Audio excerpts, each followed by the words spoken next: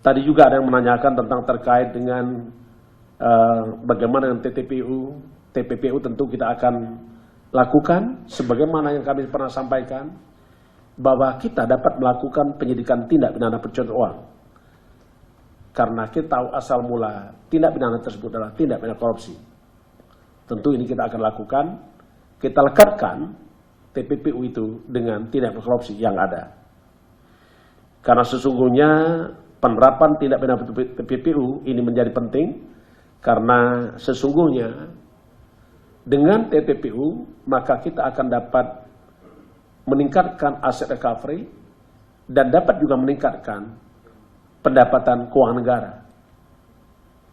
Karena pada prinsipnya banyak orang tidak takut dengan lamanya dia dihukum.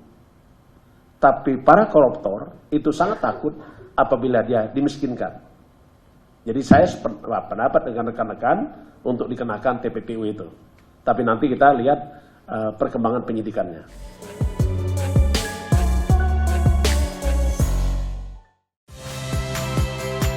Saya Valentina Sitorus.